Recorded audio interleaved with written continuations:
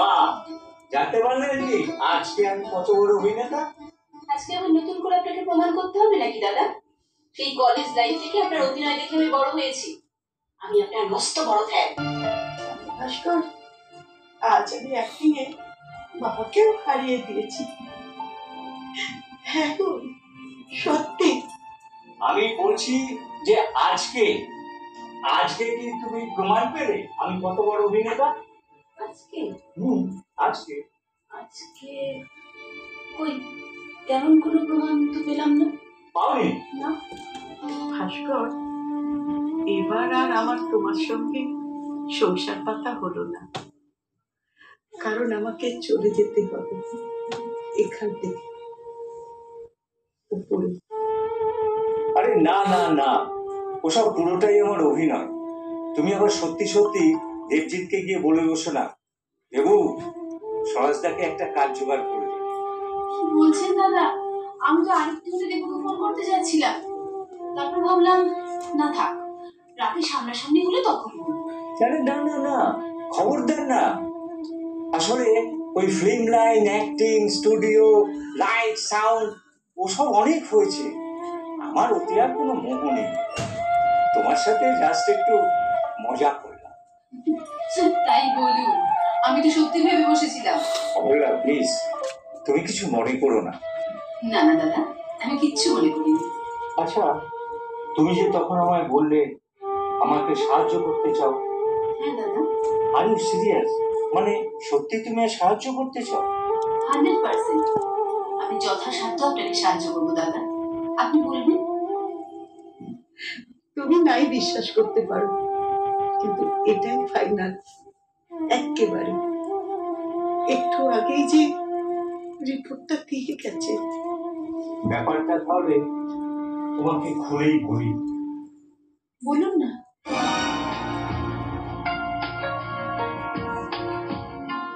রাখি, আমার মেয়ে থ্যালাসেমিয়া।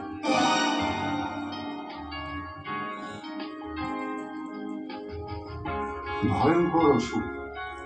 বাইরে থেকে রক্ত দিয়ে দিয়ে বাঁচিয়ে রাখতে হয় যতদিন পারা যায়। আপনি এসব কি বলছেন? ডাক্তার একরকম জবাবই দিয়ে দিয়েছে, কিন্তু আমার মেয়েটাকে আমি কিচ্ছু জানতে দিই। আজ একটু আগে ব্লাড রিপোর্ট দিয়ে গেল। রিপোর্ট খুব খারাপ।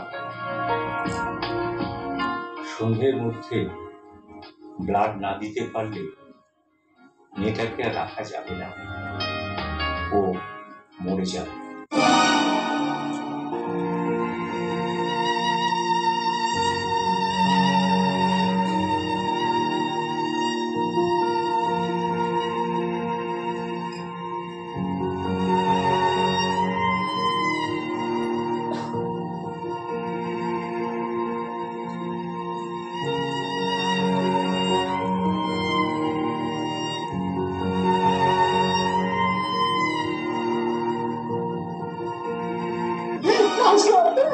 তুমি আমাকে বাঁচিয়ে নাও ভাস্কর, আমি তোমাকে নিয়ে বাবাকে নিয়ে বেঁচে থাকতে চাই।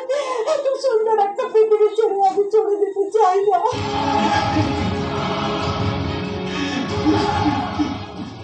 দাদা দাদা প্লিজ কন্ট্রোল ইয়োরসেলফ দাদা, নিজেকে সামলান প্লিজ দাদা।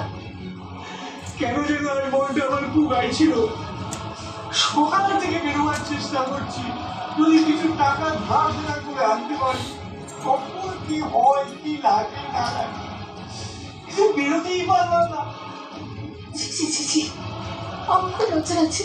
আমার জন্যই আপনার এত দেরি হয়ে গেল। না না না, তুমি আমাকে কেন বলছো? না দাদা, আমারই দোষ, আমি দোষী। শোনো না, শোনো, তুমি আমাকে 1000 টাকা দিতে পারো? হ্যাঁ হ্যাঁ, আমি তোমার বাড়ি গিয়ে শোধ করে আসবো, সত্যি। হ্যাঁ, আমার না টাকা পাওয়ার যোগ আছে, জ্যোতিষী বলেছি, বলছি সত্যি। দাও আজ 1000 টাকা দাও না। আমি তো প্রস্তুত হয়ে আসিনি। আচ্ছা দাঁড়ান দেখছি।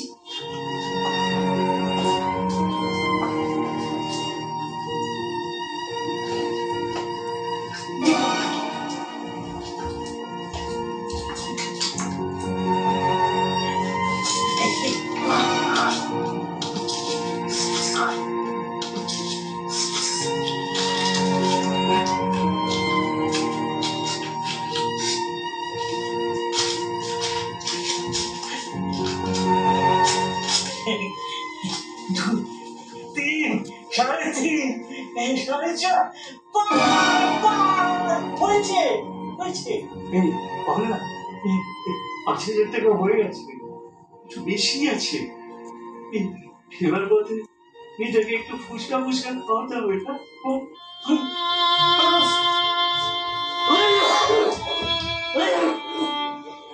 দাদা দাদা শরীর খারাপ লাগছে? আমি ডাক্তার দাদা আমি ঠিক আছি, দাদা আমি ঠিক আছি, আমাদের এখন বেরোতে হবে, আর দেরি করা যাবে না। এই তুই যাবে, আমাদের সাথে যাবে? চলো। আমি যেতে পারি। না দাদা না, তুমি যেও না, জানো রাখি তোমাকে দেখে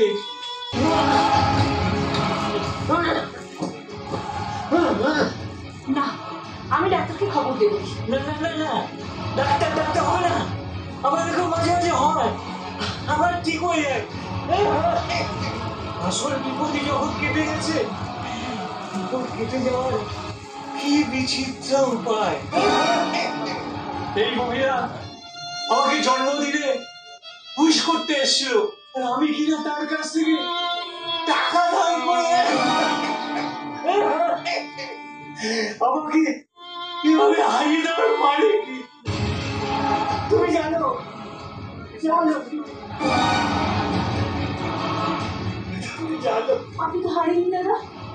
একটা মাত্র মামরা মেয়ে, থ্যালাসেমিয়া পেশেন্ট, তাকে রক্ত দেওয়ার জন্য 5,000 টাকা জোগাড় করার ক্ষমতা নেই আমার। আপনি ভুল ভাবছেন, ওভাবে ভাববেন না। এটা তো সত্যি মহানায়কের মা, তুমি অস্বীকার করতে চাইছো কেন? এটা তো শেষ সত্যি নাও হতে পারে দাদা। তুমি চুপ করবে? কে বলে বাজায় এখন? আমি বলছি যখন তখন বেল বাজায়, যখন তখন বেল বাজায়, বেল বাজানোই হলো না, ঢুকতে দেবে না, ঢুকতে দেবে না। কাকি চাই। নমস্তে, আমার নাম প্রতীক দেসাই আছে, আমি মুম্বাই থেকে আসছি।